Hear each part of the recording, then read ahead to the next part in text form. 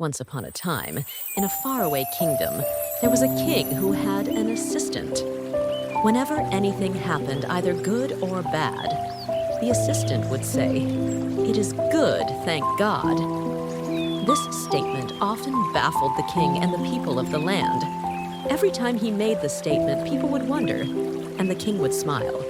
The kingdom has a custom. Once every year, the king and his assistant must travel into the jungle for game hunting. So that year, as they got into the forest, suddenly the king saw an antelope and quickly ordered his assistant to give him his gun.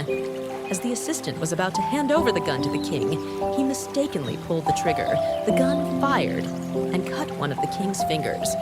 With the cut finger and blood oozing out profusely, the king looked angrily at his assistant and was taken aback when the assistant said, "It is good, thank God."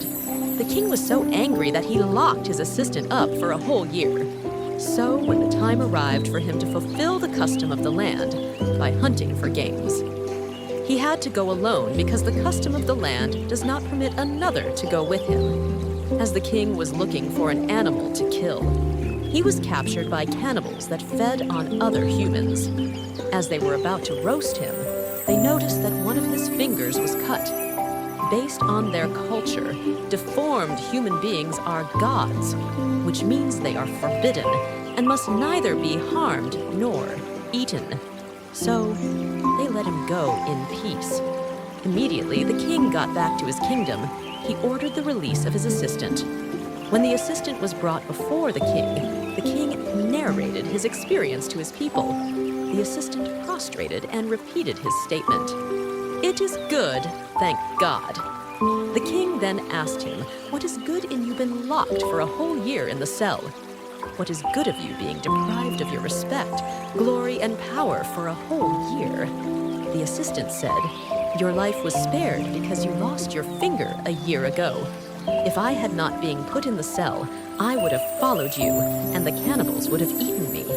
If the accident did not take place last year, both of us would have gone and became suya for the cannibals." The king and his subjects all nodded their heads and chorused, "It is good, thank God." This reminds me of Prophet Habakkuk 3:17, who said, 17, "Although the fig tree may not blossom, neither fruit be in the vines, yet I will say, it is good. Thank God the labor of the olive may fail, and the fields may yield no meat. But I will still say, it is good, thank God. The flock may be cut off from the fold, and there may be no herd in the stalls, yet I will still say, it is good, thank God." 18. "Yet I will rejoice in the Lord. I will joy in the God of my salvation." Why?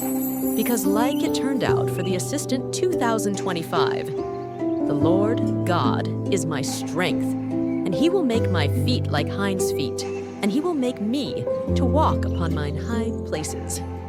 What will be your song in December 2025? It is good, thank God.